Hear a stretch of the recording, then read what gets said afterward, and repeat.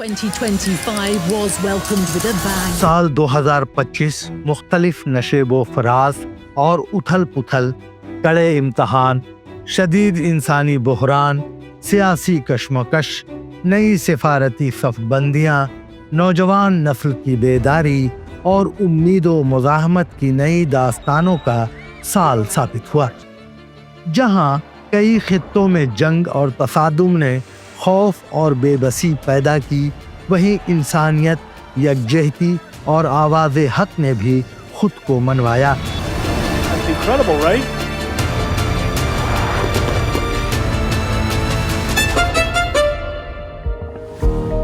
عالمی واقعات و حادثات پر اگر نظر ڈالی جائے تو سب سے پہلا نام آتا ہے غزہ کا، جہاں 2023 سے شروع ہونے والے مظالم کا سلسلہ 2025 میں بھی مزید دراز ہو گیا۔ اس سال سب سے گہرا زخم غزہ نے دنیا کے ضمیر پر چھوڑا۔ کم و بیش 70,000 افراد جاں بحق ہوئے، 1 لاکھ سے زائد لوگ زخمی ہوئے۔ مہلوکین میں زیادہ تعداد خواتین اور معصوم بچوں کی رہی۔ ہزاروں گھر، اسپتال، اسکول اور ادارے تباہ و تاراج کر دیے گئے، عمارتیں ملبے کا ڈھیر بنا دی گئیں، ہزاروں خاندان ہجرت کرنے پر مجبور ہو گئے۔ إجراء يا أخويا، إحنا بس بدنا نوصل مكاننا، وإن شاء الله ربنا يهدي البال يا رب وتدوم الهدنة علينا.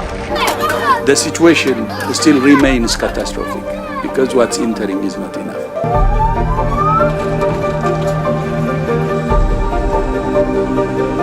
گویا انسانی المیہ کی ہر تصویر ایک سوال بنی رہی کہ کیا دنیا نے دکھ محسوس کیا؟ کیا انسانیت کی آواز کمزور تھی؟ غزہ میں جنگ بندی کی عالمی اپیلیں گونجتی رہیں، انسانی امداد تاخیر اور رکاوٹوں سے دوچار رہی۔ مہاجرین، زخمی اور بے گھر خاندان سب سے زیادہ متاثر ہوئے۔ پاسخ مشروع و قدرتمند جمهوری اسلامی ایران دشمن را از اقدام احمقانه خود عالمی عدالتیں، حقوق انسانی فورمز اور سول سوسائٹیز مسلسل متوجہ رہی، لیکن ان کی آواز بھی نقار خانے میں طوطی کے مانند ثابت ہوئی۔ Sudan's civil war has entered a new horrific phase. 40 million people have been displaced. Sudanese cities have become battleground. ومبارك لأهل السودان عامة، نصرة للفاجر، تحريرنا للفاجر. بالطريق طبعا معصية شديد، يعني كونه تشوف لك جثة يعني ما. دنیا بھر میں طلبہ تحریکیں، امن مارچ، شعوری مباحث نے یہ پیغام دیا کہ انسانی جان کی قدر کسی سرحد یا سیاست سے بڑی ہے۔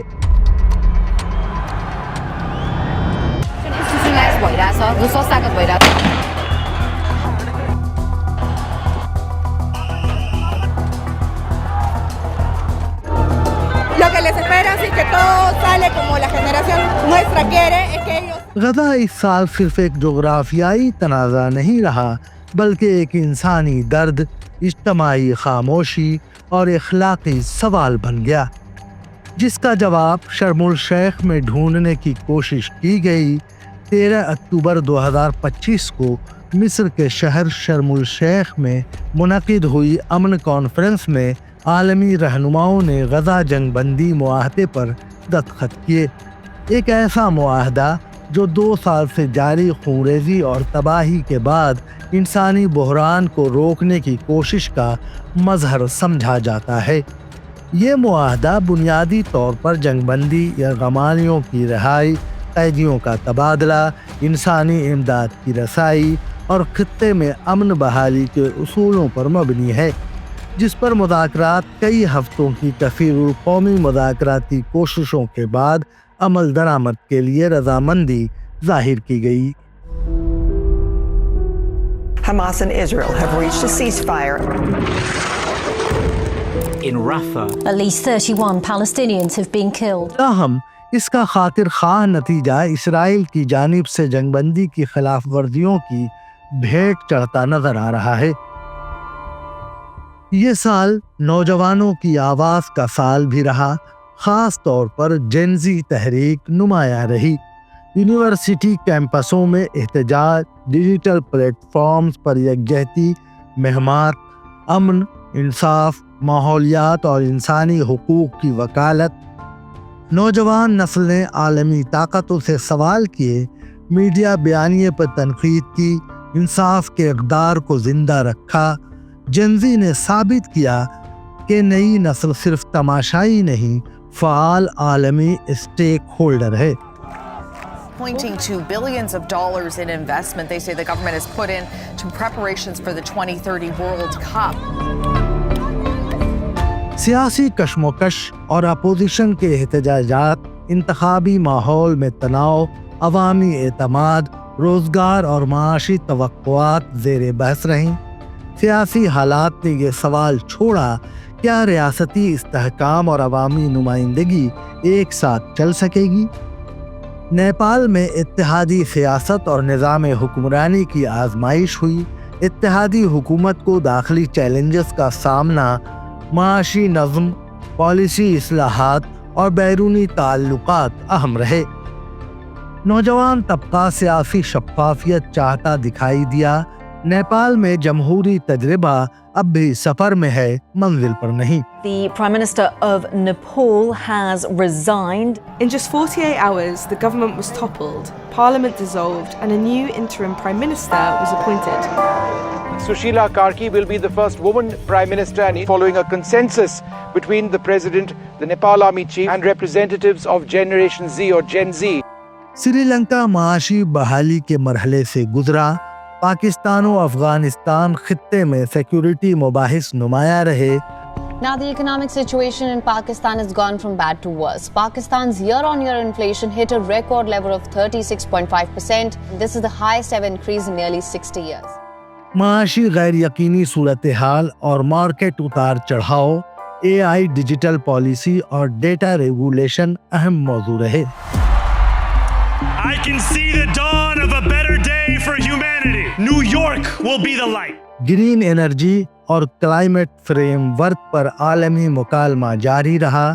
دنیا نے تسلیم کیا کہ ترقی کا مستقبل ٹیکنالوجی اخلاقی ذمہ داری کے امتزاج میں ہے۔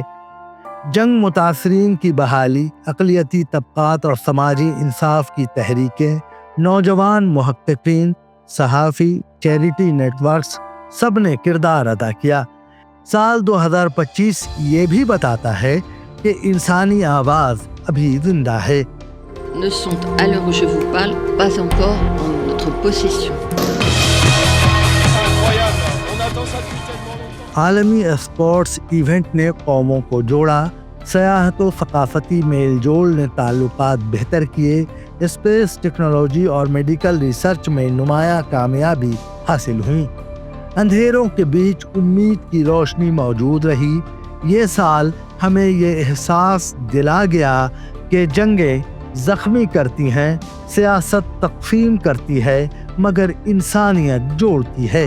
جہاں غزہ نے دنیا کے ضمیر کو جھنجھوڑا، وہیں نوجوان نسل نے یاد دلایا کہ سچ بولنے والی آوازیں اب بھی خاموش نہیں رہتی۔